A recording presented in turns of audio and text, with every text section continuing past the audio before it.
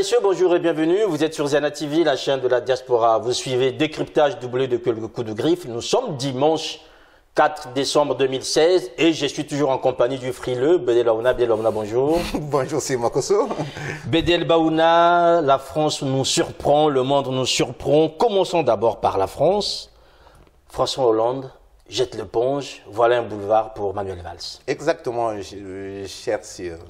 Tout à fait. Vous avez bien raison de le dire, que le renoncement de François Hollande a en quelque sorte laissé le champ libre à Manuel Valls. Et je dirais d'ailleurs, chapeau l'artiste. Pas à François Hollande, mais à Manuel Valls. Vous savez pourquoi? Parce qu'il n'a pas ménagé sa peine. Jamais. Il a tout fait pour se retrouver dans cette situation-là. Et c'est là où j'ai dit, mais bravo. Mais le meilleur n'est peut-être pas à venir pour lui. Alors, le meilleur sera lors des primaires, mais on voit quand même qu'il y a aussi de jeunes loups ou des loups un peu moyens ou vieux, peut-être qu'on dirait, qui sont là aussi, qui attendent, des gens comme des Montebourg, la Routuro et autres. La défection de François Hollande rabat en quelque sorte les cartes à gauche. Du coup, ce sera quasiment une mission impossible pour Manuel Valls. Enfin, une mission impossible, Bédel Baouna, il a quasiment déjà... Ça sera, parce qu'il a voulu se retrouver dans cette situation-là, il a tout fait. Il a créé les conditions d'être candidat, d'être dans la lumière, davantage dans la lumière. Mais, c'est qu'il y a un problème, c'est le bilan. Il sera obligé de revendiquer le bilan pour lequel François Hollande n'a pas voulu concourir. Donc cela signifie que le bilan n'est pas bon. Mais il a fait le bilan lui-même, François Hollande, vous l'avez bien entendu. Mais parce que personne ne le fera à sa place. Donc il était obligé, si vous l'avez suivi jeudi dernier, un discours dramatique, tragique et paradoxalement le plus populaire d'ailleurs.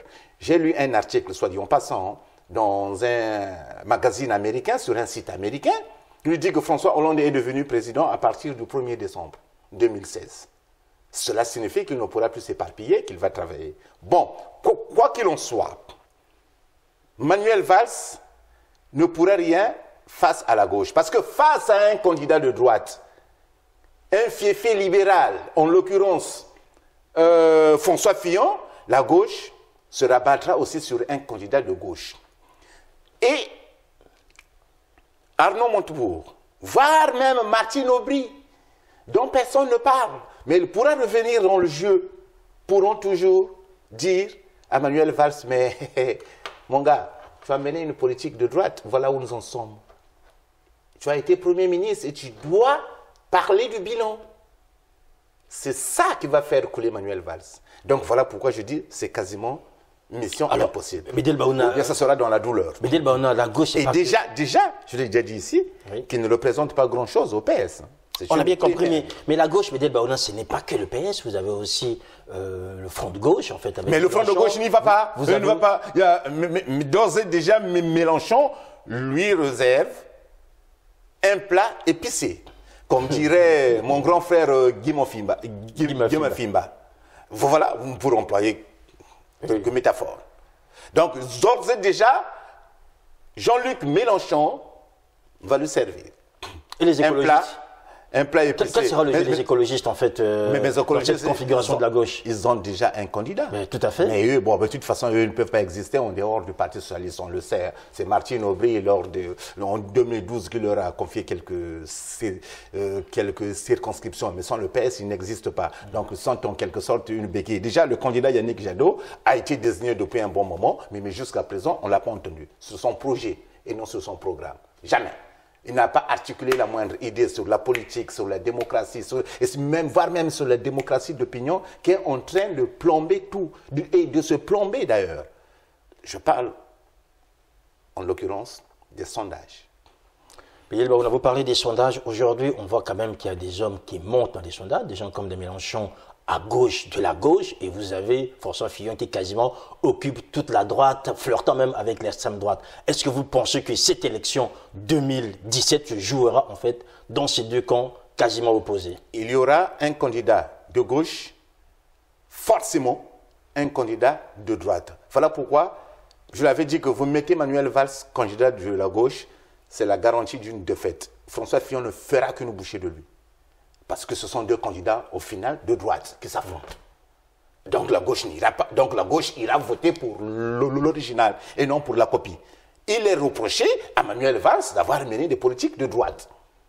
Il est reproché à Manuel Valls d'avoir tenu un discours à Munich sur les migrants. Il est reproché à Manuel Valls d'avoir initié l'idée qu'a regretté François Hollande dans son discours de départ, de renoncement d'ailleurs. Excusez-moi, d'avoir initié l'idée de la déchéance de la nationalité. Il est reproché à Manuel Valls, pardon, d'avoir prononcé un discours devant le MEDEF. Oui, je vous aime, oui, je suis cela. Donc, quasiment, la gauche n'a pas existé durant tout le mandat de François Hollande. Donc, je crois qu'il ne pourra pas, Manuel Valls, réconcilier la gauche avec elle-même. Les frondeurs n'iront pas vers Manuel Valls. Donc, il faudra lorgner du côté d'Arnaud Montebourg, voire de Martine Aubry, qui pourrait nous réserver une grande surprise. Mais juste pour faire un droit de suite par rapport à un décryptage qu'on a fait ici, nous avions évoqué le meurtre du père par Emmanuel Macron. Là, on voit quand même que bon, le père qui se suicide, laissant la place à un autre fils qui est Monsieur Valls. Est-ce que vous croyez que le duel Valls-Macron, finalement, ça reste anecdotique? Non, ce sera un peu disproportionné dans la mesure où Emmanuel Macron n'a pas assez de musculature pour politique. Il n'est pas assez assassin sur le plan politique, il n'est pas assez fougueux. Or, au contraire de Manuel Valls. Manuel Valls n'a pas tué non plus le père. Non, François Hollande n'est pas son mentor. Oui. Le mentor de Manuel Valls, c'est Rocard. Et puis, enfin, pour arriver à cette haute fonction, voilà, oui, parce qu'il a créé, mais c'est ça, voilà, mais c'est ça l'homme politique. Il a créé les conditions d'accéder à de hautes fonctions lui-même. Il a été stratège, comme l'a été Sarkozy, ministre de l'Intérieur, et puis président. Donc Manuel Valls a voulu suivre cet exemple-là. Mais, sauf que la configuration change, les données changent, la sociologie aussi change. Donc les conditions ne lui permettront pas, je vous assure, que l'issue de la primaire le 29 janvier 2017 sera très douloureuse. Bédel Baona, pour terminer avec ce psychodrame de la gauche française, François Hollande, un grand homme? Ah, j'ai posé la question même sur Facebook. Je vous la repose comme ça, au moins vous nous donnez réponse. Bon, je ne sais pas si c'est un grand homme, mais en tout cas, il a été digne dans son discours. Et moi, ce qui m'a intéressé, ou bien ce qui m'a captivé, c'était de savoir les conditions ou bien les circonstances dans lesquelles cette décision avait été prise. Parce que jusqu'au mois dernier, François Hollande était parti pour se représenter, pour se succéder à lui-même. Mais qu'est-ce qui s'est passé entre-temps? Est-ce que cette décision a-t-elle été prise de façon sereine ou bien à son corps défendant? C'est la question que je me pose. Et par ailleurs, quelle est la responsabilité de ceux qui ont miné le service à l'intérieur? Manuel Valls y a une large part, parce qu'il tenait à être candidat. Donc, il ne pouvait que miner le service à l'intérieur. Il y a contribué, mais ça, c'est la politique. Pour être politique, comme dirait Ndalagra, il faut avoir des couilles bien suspendus. Et donc, il les a bien suspendus. Il a bien comme suspendu. on dit en espagnol, les donc, François Hollande, je ne sais pas si c'est un grand homme, mais les historiens y répondront. Ce n'est pas à moi d'y répondre. Voilà. En tout cas, il a été digne. Moi aussi, j'ai posé la question. En attendant il a été digne. Oui. Il s'est dit que je ne pourrais pas rassembler. C'est ça aussi la lucidité. Il est parti. Voilà, il est parti salué par beaucoup mais déjà, si vous voulez, M. Makosso, que dès le premier jour, il y a des signes qui ne trompent pas. De sa prise de fonction, il y avait des signes qui montraient que ce quinquennat sera calamite. Le temps était maussade. Il avait descendu les Champs-Élysées, si vous vous souvenez, sous la pluie. Aussitôt, il devait aller à Berlin. L'avion a été foudroyé. Demi-tour, il change d'avion. C'était un signe. Mais enfin, Bédel Baona, il y a quelqu'un qui doit aussi lire les signes. Croire en la force des éléments comme le grand Sonny Labotansi dans le commencement des douleurs. Voilà. Il faut continuer avec quoi, Bédel Baona? Il y a eu un papier dans la lettre du continent intitulant Manuel Valls aurait été marabouté par le ministre Bakayoko, en fait, de l'Intérieur. Ahmed Bakayoko de la Côte d'Ivoire. Que je connais personnellement. Voilà, donc parlons maintenant de l'Afrique. Bédel Baona, alors, on continue à être surpris, la France a surpris, on repart vers l'Afrique, là aussi une surprise du côté de la Gambie. Le président sortant, Yaya Jammeh, en fait, a reconnu sa défaite. Alors là, c'est quand même un problème pour les pseudo-démocrates, parce qu'on connaît plus ou moins les sorties assez hasardeuses de Yaya Jammeh. On connaît l'homme qui est assez propice à des propos parfois qui blessent l'humanité. Mais là, il s'est montré enfin démocrate. Bédel Baouna, l'Afrique de l'Ouest, on l'a dit la semaine dernière, le dernier documentaire, vous nous disiez que l'Afrique de l'Ouest nous surprendra toujours puisqu'il y a quand même une certaine maturité dans l'acception démocratique. Or, cette maturité venant de Yaya Jammeh, ben écoutez, Bédel Baouna, on tombe des nues. Et un jour, pardon, Yaya Jammeh fut grandiose. Si vous avez regardé la télé vendredi soir, dans son allocution, un grand moment de télé, quand il dit « Vous, Gambiens, avez décidé que je devais être en retrait. Vous avez voté pour quelqu'un pour diriger le pays, c'est notre pays, et je vous souhaite le meilleur. » Il est quand même resté à 22 ans. 22 ans, hein? Alors, qu'est-ce que... Moi-même aussi, j'ai été surpris. Parce que quelques jours plus tôt, avant les élections, il avait tout verrouillé. Il avait même coupé Internet, les communications. Comme tout bon démocrate. Et il avait martelé, et il avait prévenu qu'il ne tolérerait aucune contestation des résultats dans la rue. Oui. Mais exclusivement devant les tribunaux, hein, pour continuer la phrase, assurant que la fraude était impossible. C'est Yaya Jammeh qui l'a dit. Il l'a bien martelé à plusieurs reprises. Mais, subitement, comme il a été battu, il a accepté ces résultats. C'est là, déjà, le commencement de la grandeur. Tout en sachant... C'est un signe grandiose qu'il convient ici de saluer. Il s'en va. Mais cela ne le dédouane pas des exactions, des violences qu'il a pu commettre envers les Gambiens. Non. Pourquoi lui reconnaître une certaine grandeur aujourd'hui, alors que l'homme a brillé, en fait. Le début de la grandeur. D'accord. Déjà, il ne veut plus infliger des violences à ses concitoyens. C'est déjà un début.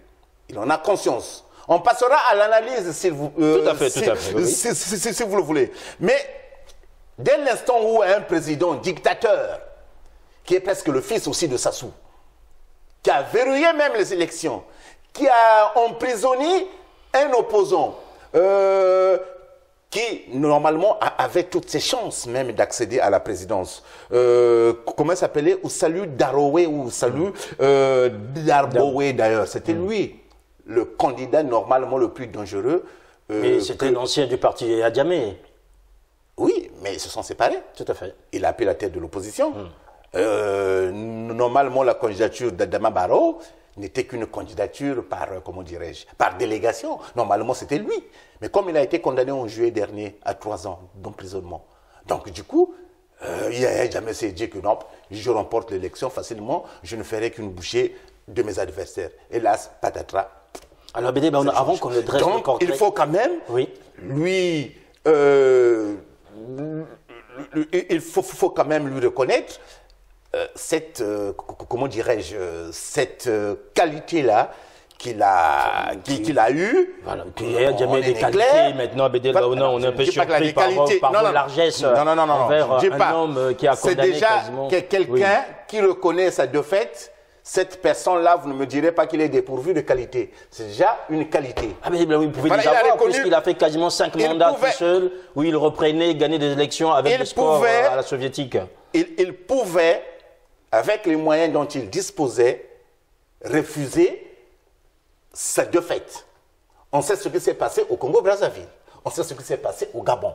Mais lui, il a dit non. Alors, tu sais, vous savez, il est jeune. Il a 51 ans. Donc, il pourrait peut-être un jour aussi revenir.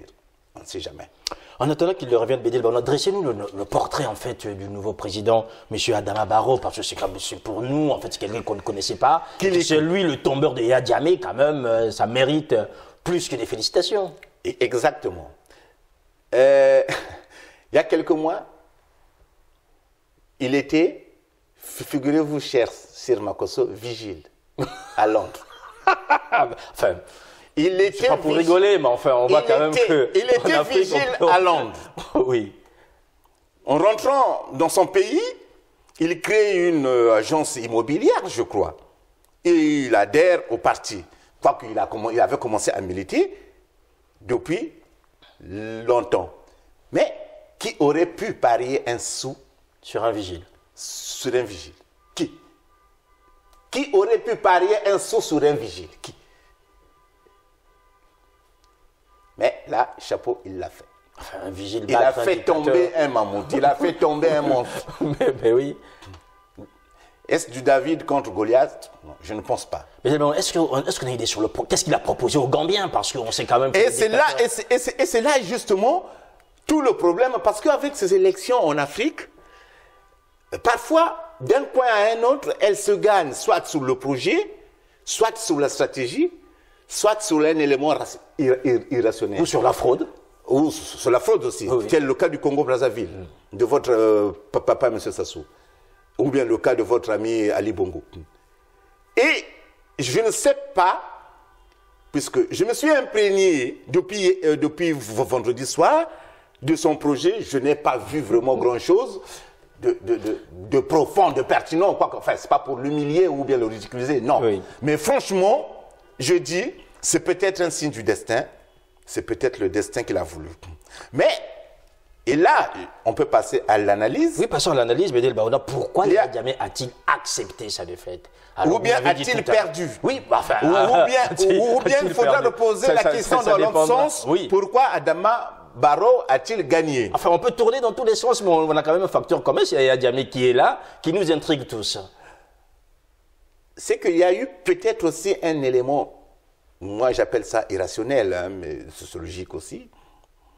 C'est que Adama Barrow est Mondingue. Et on sait que c'est l'ethnie la plus majoritaire en Gambie. Vous savez que la Gambie, c'est une enclave entre le Sénégal, mais avec une façade maritime. Ils ne sont pas nombreux, ils ne sont que 2 millions d'habitants d'ailleurs. Donc les Mondingues sont majoritaires.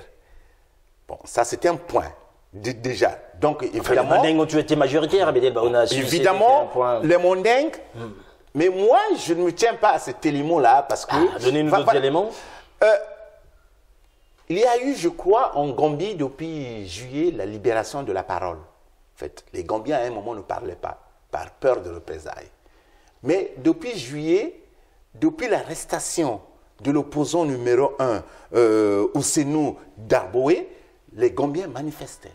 Il parlait. Et subitement, et bizarrement, Yaya Jammeh ne tirait pas sur la foule.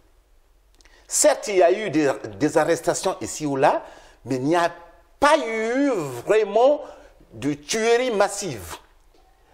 Est-ce a-t-il eu la pression internationale tout en sachant que la Gambie est surveillée par les États-Unis? Parce que quel est le pays qui s'est empressé de féliciter Adama Barrow? C'est le département d'État américain.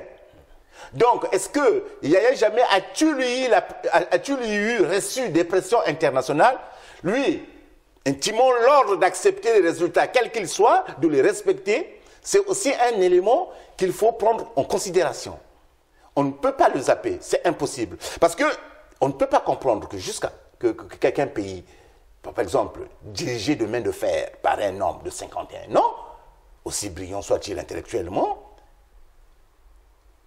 puisse subitement accepter que ces sujets se manifestent. Il se comportait en roi, bien qu'il ait été victime à plusieurs reprises de tentatives de coup d'État, qui n'ont jamais abouti d'ailleurs. Il y avait eu une tentative de coup d'État, la dernière en date, 2 Américains, 2 Noirs américains qui se trouvaient là-bas. Mais après, on les avait expulsés. Donc, est-ce que ce sont ces éléments-là?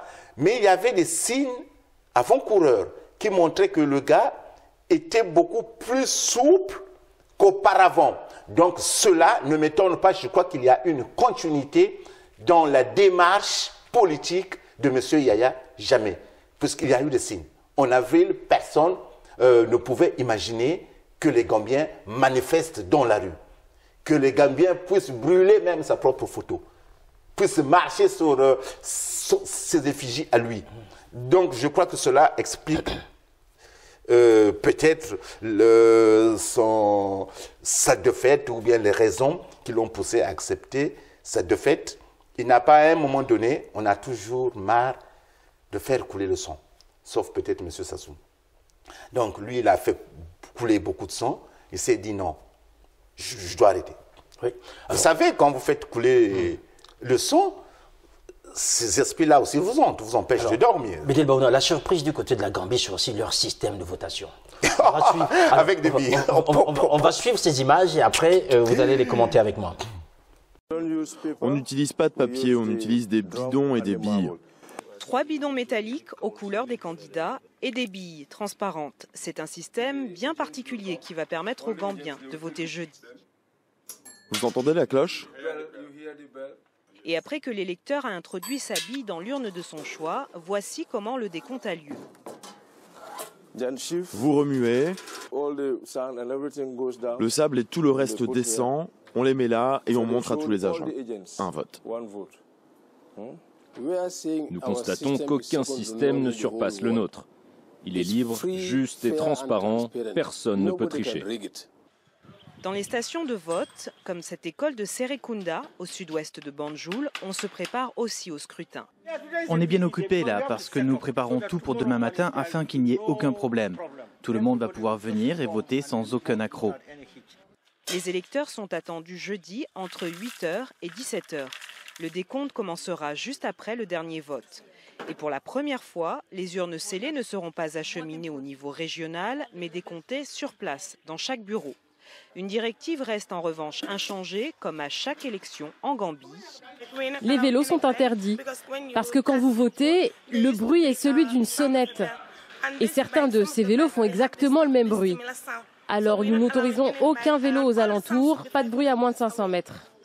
D'après la commission électorale indépendante, les résultats pourraient être annoncés dès la nuit du jeudi au vendredi. Alors, Bédel Baouna, on vient de voir là quand même, c'est assez anecdotique. Imaginez par exemple que du côté de Brazzaville, qu'on vote avec les noix de palme, ou comme on dit chez nous les candies, ou qu'on vote avec de la collade, des choses comme ça. Or, là, Yaya Jammeh, ils sont dans la Gambie, a proposé des billes. Donc voilà, certains ont commenté sur les réseaux sociaux comme quoi Yaya Jammeh était viré par des billes, Bédel Baouna. Mais c'est quand même assez exotique, je veux dire, ce système de votation. J'ai un lien très profond avec les billes, puisque quand je grandissais, je jouais aux billes, vous voyez.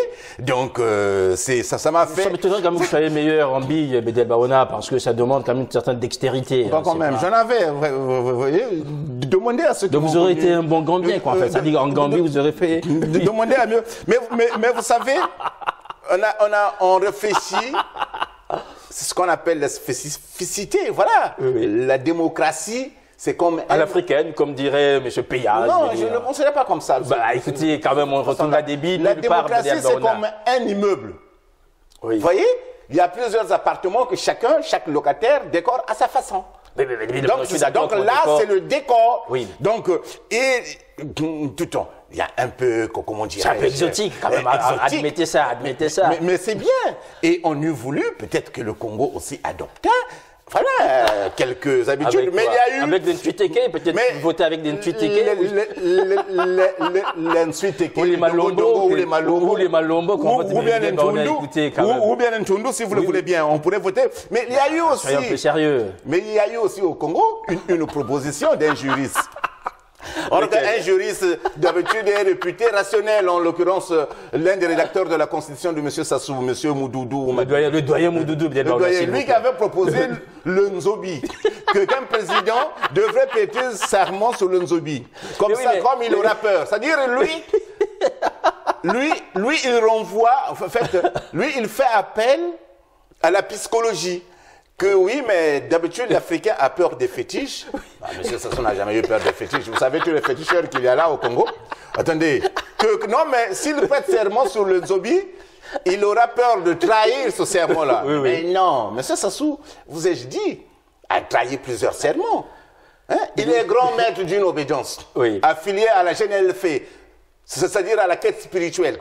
Mais il a trahi le serment de la franc-maçonnerie. Donc, ça ne l'aurait pas empêché de trahir Nzobi, il aurait été cherché. Mais le doyen Moudoulou proposait juste les constitutions à l'africaine. Un peu ce qu'on cherche quelque chose d'original. C'est quoi une constitution à l'africaine? Ça n'existe pas. Alors, vous voyez, au moins la votation. Ça n'existe pas une constitution à l'africaine. La votation gambienne est un signe qu'on peut arriver à faire la démocratie à la sauce africaine, puisque l'on vote avec des billes, je vous dis. Demain, on votera peut-être avec des noix de palme, de noix de cola. Ça, c'est le décor. Une constitution à l'africaine n'existe pas. Une votation à l'africaine, alors donc vous acceptez une votation à l'africaine, oui. Mais, donc demain, on pourra avoir des feuilles de palmier, chacun écrire dessus. Mais l'élection ne fait pas une démocratie. Mais imaginez demain les listes électorales sur des feuilles de bananier. L'élection ou le vote n'est pas une condition suffisante de la démocratie. Pas du tout. L'élection est une condition nécessaire, mais pas suffisante. La démocratie, c'est d'abord une culture. Et non un état et non une technique. Non, jamais. L'élection, la démocratie ne peut pas se réduire à une simple technique. Une élection libre et d'où d'ailleurs la volonté, d'où d'ailleurs tout l'intérêt pour les intellectuels africains, pour les juristes, comme M. Moudoudou, de réfléchir au rapport qu'entretiennent les Africains avec le vote. Justement, est-ce que le vote en Afrique peut-il être un préalable à la démocratie ou bien un aboutissement? C'est ça la question. Donc les Gambiens ont eu raison de voter avec des billes. Mais ça serait que le décor, Yaya Jammeh avec des billes. Mais que les Gambiens eussent voté... Juste un parallèle. Attendez, mais que les Gambiens eussent voté avec même des verres ou bien des papiers, cela n'aurait rien changé. Ça, ce n'est que le décor, c'est tout, l'épice. Vous savez, j'ai mangé hier de la morue avec des aubergines, mais il y avait aussi des champignons. C'est ça. Le plat est là, la morue, mais il y a quelques décors, c'est tout. Donc la morue, c'est comme la démocratie, les champignons, c'est comme juste pour accompagner. Voilà, mais ça, c'est facultatif. Voilà, c'est facultatif, mais bon, enfin, c'est quand même aujourd'hui essentiel pour les Gambiens. Un clin d'œil dur en parallèle avec le Congo, c'est qu'au Congo, le jour des votes, en fait, il n'y a plus de voitures qui circulent, et là, en Gambie, c'est les vélos. Les vélos étaient interdits de circulation puisque les klaxons de vélo correspondent en fait au tact du vote. Oui, du vote. Mais tout ça, non, franchement, il ne faut pas s'attarder sur ce sujet, comment dirais-je, un peu factice, excusez-moi le terme, l'adjectif, mais ce n'est pas pour vexer ou bien vexer les Gambiens, non. Cela, que les Gambiens eussent voté ou bien voilà, ce fût papier ou feuille de manioc, tout ce qu'on veut, c'est pas tout ça, cela n'eut aucune importance dans la marche de la démocratie. Ce qui compte, c'est la démocratie. La démocratie doit être là, une valeur intangible, immuable, qui est là, un lien, certes, qui n'est pas un acquis, mais qu'il faut comment dirais-je, entretenir, c'est comme une fleur. C'est ça la démocratie. Bédel Baona, quittons Banjul en Gambie pour Brazzaville au Congo. Bédel Baona, vous le saviez que ce pays nous a toujours servi en fait une comédie quasi molièresque. Il y a une nouvelle comédienne qui rentre en scène, c'est Madame Lydia Jacqueline Mikolo, ministre de la Santé. Bédel Baona, parmi les personnages des femmes savantes de Molière, entre Bélise, Philémène et Henriette, déjà, quelle est celle qui correspondrait en fait à cette nouvelle venue? Moi, je pense que ni l'une, ni Bélise, ni Henriette, ni Philémène. Non, il ne faut pas la ranger du côté des femmes savantes. Il faut plutôt la ranger. Moi, je la verrais plutôt en Martine. Vous voyez, cette femme-là dans la pièce de Molière. Tiens, vous aimez bien Molière, comme moi aussi. J'aime bien. Oh là là là là, bravo. Martine dans les femmes savantes. Elle est renvoyée au début de la pièce. Vous savez pourquoi? Parce qu'elle a parlé en dépit des règles de la grammaire française. Mais elle ne revient que pour défendre en fait des valeurs à la fin. Donc, on peut dire de Martine, tout comme de Jacqueline Lydia Mikolo pour faire le lien, qu'elles sont politiquement incorrectes. Elles ne courbent pas les chines elle ne courbe pas les chines à la machine infernale qu'est la Camorra politique du Congo en fait. Donc, elle détonne dans le sérail, Madame Jacqueline Mikolo Lydia. J'avais écrit un article sur elle il y a 2 ou 3 mois, je crois, où je parlais de l'usage de la litote, certes. Elle sait employer les mots. Déjà, c'est une belle femme. Donc, cela va de soi. Oui, je sais que vous avez les admirés, Bédiel Baouna. C'est quand même votre coup d'œil. Ouais, mais ce qui m'a un peu surpris, c'est la contradiction entre la décision et les mots qu'elle a employés. Bédiel Baouna, avant que vous nous donniez votre analyse dans cette contradiction, déjà évoquons les faits. C'est que Madame Lydia Mikolo a pris en fait une note de service le 29 novembre, il y a quelques jours en fait, sanctionnant en fait 5 mandarins de la médecine congolaise. Des mandarins en France, en fait, c'est les grands patrons qui gèrent quasiment toute la médecine quand vous êtes parfois dans un service. Alors, il s'agit donc de monsieur Alexis Elira de Kekias, monsieur Jean Mouanquier, le professeur Obengi, M. Nicolas Ngoubili et Gontran Onzoto. Ces 5 directeurs généraux ont été suspendus selon notre service, mais on dirait plus trivialement virés parce qu'on leur reproche des choses, notamment une mauvaise gestion de la manne financière qu'on a mis dans la santé depuis des années. Non, M. Makosso, elle ne les a pas sanctionnés ni virés, elle les a suspendus. Enfin, suspendus. Nuance. Et c'est là où le bas blesse, dans la mesure où ces personnages clés, ces 5, tenaient en quelque sorte la mafia sanitaire au Congo, le système sanitaire. C'est eux qui sont plus puissants que le ministre, quel qu'il soit d'ailleurs. Parce qu'ils ont traversé les ministres. S'il n'est pas en complicité avec l'un des ministres. C'est ça le problème. Donc, ce sont eux les mafieux. Quand on envoie des dons, ils détournent. Combien de fois le système sanitaire congolais n'a-t-il pas été l'objet de dons? Pas seulement en dons. Rappelez-vous, en 2012, un colloque qui a été organisé ici à Paris. L'État a mis de l'argent à de la santé. En 2013, à la Maison de la Chimie, avec votre ami William Bongo d'ailleurs, l'un des recalés du gouvernement Mwamba. Bon, simple détail pour y revenir. Oui, mais l'État congolais a mis de l'argent dans la santé. Mais Madame Lydia Mikolo aurait dû les virer carrément. Aurait dû les virer. Là, il les a suspendus.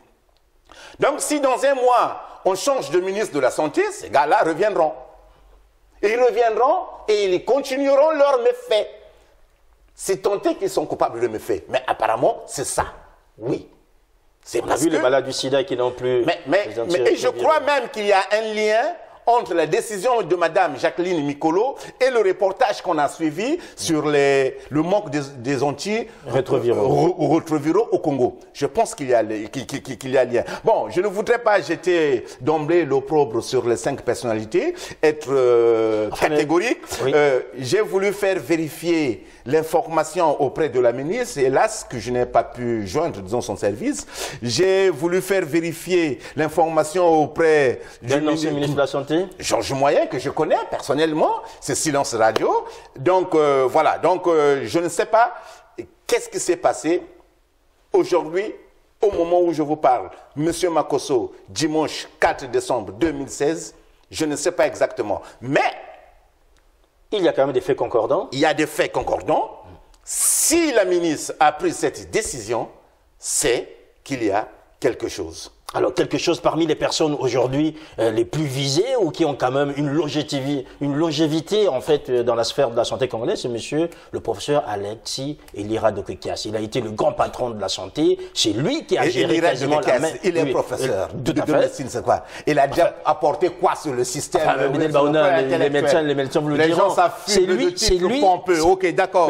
C'est lui qui était aussi au cœur de la stratégie de l'année de la santé décrétée au Congo avec des milliards qu'on a fait rentrer en fait. Et où sont-ils partis? Je crois savoir qu'il a même été le président du comité antidopage. Partout. Même sur la lutte contre Ebola. C'est le même nom qui revient, le même. Il est le président de tous les comités. Chaque fois qu'il y avait aussi l'administration accélérée, c'est toujours lui qui est le président de la commission santé, tout le reste qui pouvait accompagner.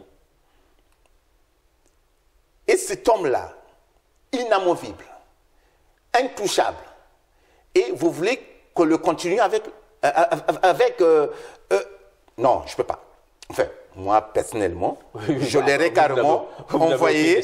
Moi, j'aurais été, si j'avais été ministre de la Santé, je l'aurais carrément mis à la retraite. Enfin, avec quel moyen, Bédiel Baouna, quand on sait très bien que ces gens-là, s'ils perdurent, parce qu'ils bénéficient bien d'une sécurité quelque part. Moi, je compte sur la fermeté que semble dégager Madame Lydia Mikolo... Croyez-vous qu'elle ira jusqu'au bout de sa démarche? C'est ça le problème.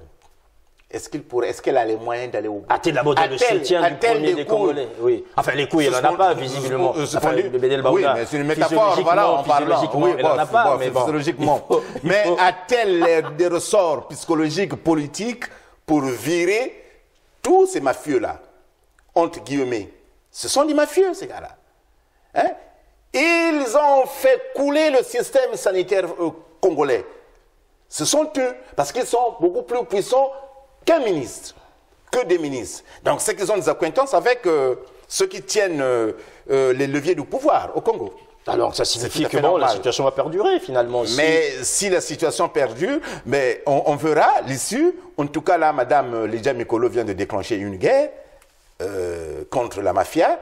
Bon, quelles seront les ressources de la mafia sanitaire du Congo et quels seront les moyens de Mme Mikolo pour les contrer. Mais à mon avis, je crois qu'elle doit s'en séparer définitivement, les envoyer à la retraite. Ou bien pourquoi ne les envoie-t-elle pas chez le maquilleur là, non, mais on a Okongakala, le grand procureur.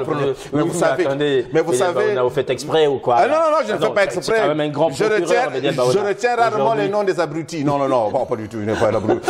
Non, pas du tout. C'est pas une insulte, c'est une critique. Mais celui qui fait appuyer le bouton aujourd'hui dans l'appareil judiciaire. Oui, à géométrie variable, oui, des enquêtes. Il n'a jamais ouvert une enquête judiciaire contre les méfaits de M. Kiki dans les scandales. Tiens, il y a eu vendredi un article dans Le Monde sur M. Gilbert Ondongo.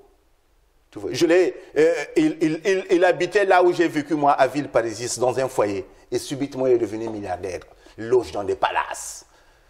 Ici. On retrouve dans sa chambre ou dans sa maison 8 millions de dollars, 5 millions de dollars. Combien de temps a-t-il travaillé? Il est économiste, je crois. Quels travaux a-t-il pondu? Rien. Vous voyez? Donc, M. Okongakala devrait s'intéresser à lui. Ou bien, si M. Okongakala estime que ce sont des accusations mensongères, c'est une diffamation, pourquoi ne porte-t-il pas plainte contre les journaux qui écrivent ça? Donc, c'est ça. Donc, M. Okongakala devrait aussi enclencher une procédure contre les mafieux virés par Mme Jacqueline Lydia Mikolo. Vous oubliez son prénom, André Okongakala. Bon, André, Sylvain, c'est pas quoi là. Bon, c'est bon. Je vous ai dit que je retiens rarement les noms des abrutis. Et c'est pas une insulte.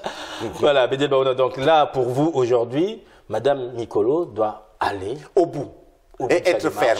Ou bien, si ça lui dit, Madame, vous n'aurez pas dû, elle démissionne. Et c'est là où j'attends... On a rarement vu des gens démissionner au Congo, alors là, vous demandez quasiment l'impossible. Si. J'en connais une femme, en l'occurrence Mambou Emenyali.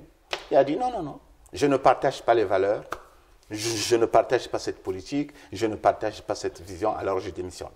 Elle est partie. Voilà une forte tête, une forte personnalité. Donc, Madame Lydia Mikolo me paraît être une forte tête.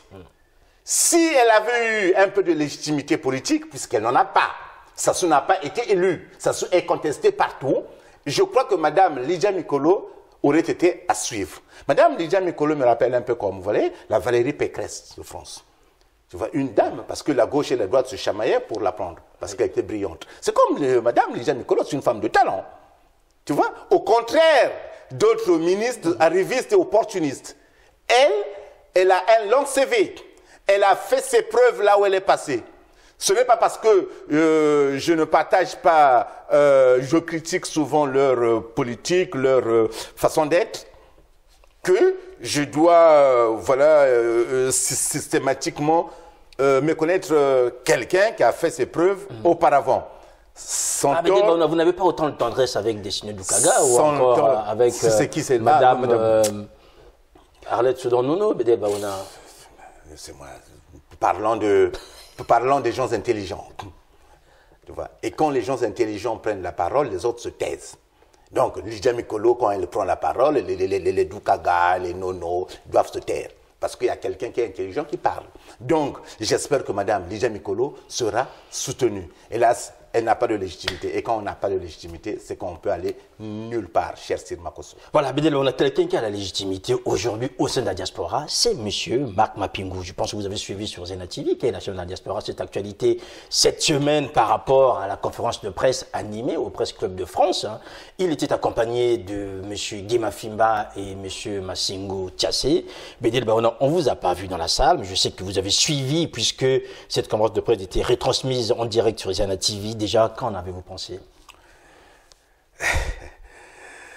Je salue l'initiative de Marc Mapingou, de Mafimba, de Massingo Tiassé. C'est une conférence de Marc Mapingou, à laquelle il a associé M. Mafimba et M. Massingo Tiassé. Mais c'est quoi la finalité de cette conférence de presse? C'était quoi en fait? Le contenu? C'était quoi? Je n'ai rien compris. Une chose simple, si vous voulez bien que je vous résume, puisque vous n'y avez pas été, vous avez suivi, mais apparemment vous n'avez... Mais moi je vous pose la question. Vous n'avez pas bien compris. Mais parce que l'objet n'était pas précis. On nous a dit que c'est le 28 novembre, le jour de la proclamation de la République au Congo. Donc il eût fallu qu'il parlasse de la République. Mais on en a parlé, Bédel Baona, le discours de Marc Mapingou, si vous l'avez suivi, il en a parlé. Marc Mapingou, si vous me permettez, venez d'abord là pour répondre à un papier qui avait été publié. Là, on sort déjà du cadre de la conférence de presse, de ce qui avait été annoncé. C'est de régler un compte avec un site pour ne pas faire sa pub, ou bien de parler de la République que de la République. Les deux, mon colonel, les deux. Et donc, il lui fallut le dire. Donc, il fallait qu'on le dise. Voilà, c'est ça la structure, être construit intellectuellement. Dire, bon, dans un premier temps, nous parlerons de ça, et dans un deuxième temps, nous parlerons de ça. Oui, mais si vous voulez, mon avis personnel, je l'ai suivi pour des raisons personnelles et professionnelles, je n'ai pas pu me déplacer. J'étais très occupé. Mais vous avez eu tort, de 4h30 du matin à 23h, j'étais occupé. Mais néanmoins, cela ne m'a pas empêché de revoir les images. Grâce à Zena TV. Et j'ai failli mourir d'ennui, si vous le voulez bien. Oui, j'ai failli mourir d'ennui. C'est ça le problème avec l'élite congolaise. Tout, à chaque fois, hors sujet. Hors sujet. Un Massingo Tiassé qui commence son allocution par une phrase d'un narcissisme débridé. Je suis là parce que la situation au Congo est chaotique. Je suis là parce que la situation au Congo est chaotique. Mais pourquoi? Donc, si la situation au Congo n'avait pas été chaotique, il n'aurait pas participé à une conférence de presse ou bien il n'aurait pas parlé du Congo. Je pourrais le lui accorder quand la situation le veut, ok, on y parle. Mais pourquoi se faire intéressant comme s'il était un deus ex machina, voilà, un personnage mythologique comme ça, d'une baguette magique qui résoudrait tous les problèmes congolais. Je suis là. Voilà, ce sont ce genre de propos-là qui me gênent. Et qu'a-t-il dit? Rien. Il s'est contenté du constat. M. Massingo Tiassé s'est contenté du constat. Enfin, il a vécu le constat, Bédel Baona. Mais non, mais Bédel Baona, lui, contrairement à vous, lui était sur le terrain, Bédel Baona. Mais moi, je travaillais, je ne pouvais pas. Ben oui, mais non, le terrain congolais qu'il a évoqué, Bédel Baona, il a parlé de son Monsieur Guy Mafimba, mon grand frère Guy Mafimba, qui s'est mué en historien. Je me suis dit, mais attendez, bon, puisqu'il va parler de l'aspect historique de cette journée du 28 novembre, donc la question, c'était en quoi le passé peut-il éclairer le présent? Et notamment le passé. Tout en sachant que l'histoire, il s'est mis en historien et non en philosophe. Il a bien eu raison, Guy Mafimba, parce que ses propos retracés en filigrane, en fait, comment est-ce que l'ombre de Sassou est dans cette histoire congolaise depuis l'indépendance jusqu'à ça, chacun le sait. Ah ben, chacun le sait, mais il faut peut-être qu'il y ait quelqu'un qui ait le verbe de Guy Mafimba pour venir le dire publiquement, Bédel Baona. C'est une personnalité congolaise, Guy Mafimba. Donc c'est tout à fait normal je ne vois pas quel est le problème. Qu'il nous parle de l'histoire, de l'histoire. Mais maintenant, quel est le lien avec le présent? C'est ce que c'est tout l'historique de M. Sassou.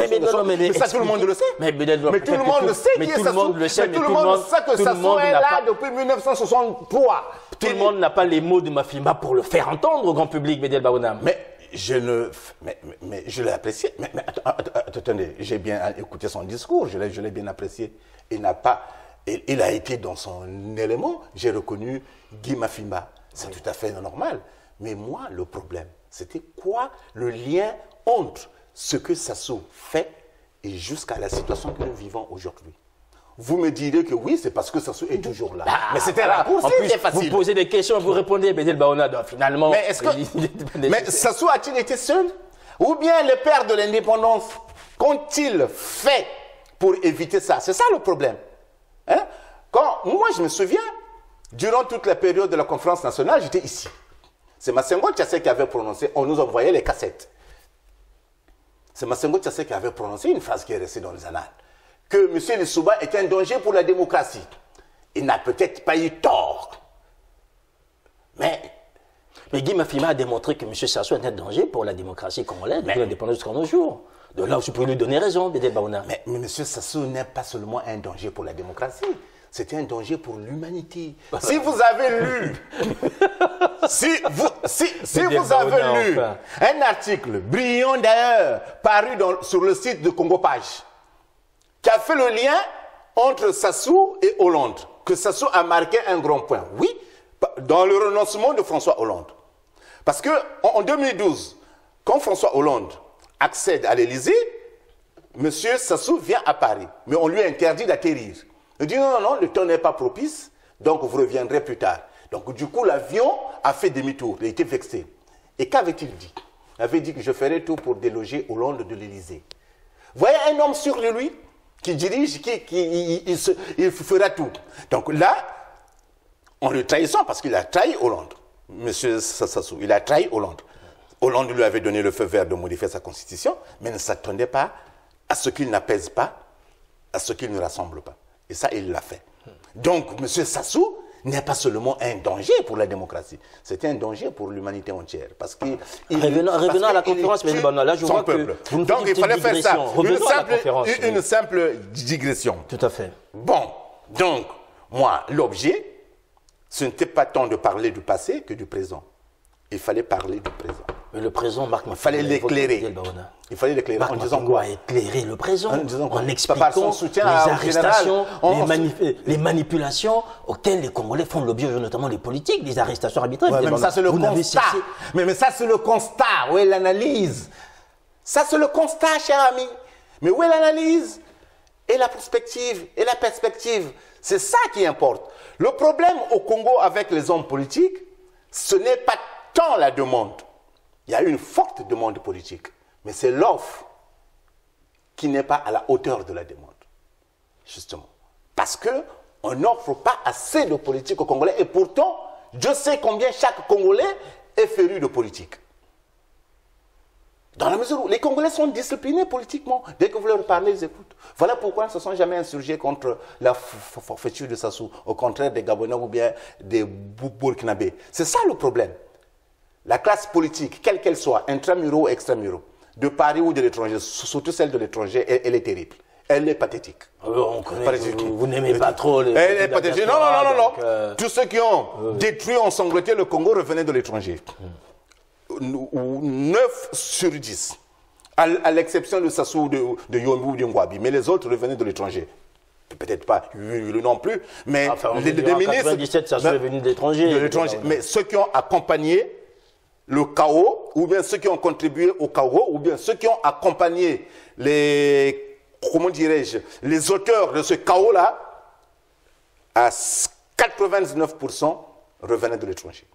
Donc voilà pourquoi je me méfie. Chat, comment on dit? Chat échaudé craint l'eau froide. Donc pour la conférence de presse, franchement, je n'ai pas compris, ou je ne sais pas jusqu'à présent son utilité. Et quelle pourrait être la suite. Après, il est passé, Marc Mapingo, sur Africa 24. Et qu'a-t-il dit? Les mêmes mots. C'est ça. Ça a manqué de figure de style. On a la répétition est la mère des sciences, hein, disait quelqu'un. Donc, s'il revient sur les mêmes mots, parce que ce sont ces mots-là qui minent la vie congolaise, Bédel Baona. Un seul problème, monsieur Makosso, je ne suis pas un homme politique. Un seul problème doit faire l'objet de toutes les réflexions des hommes politiques. Comment faire partir Sassou? Point barre. Si vous admettez que M. Sassou est un danger pour la démocratie, alors il faut le faire partir. Maintenant, il faut travailler sur la stratégie. Point. Le reste n'est que littérature soporifique. Le reste n'est que diversion. Le reste n'est que matalana. Matalana, parce qu'on a un peu de sous, on peut se payer une salle de conférence, voilà. On est en cravate, on est en Weston, en Berluti, en Edward Green, voilà. On vient.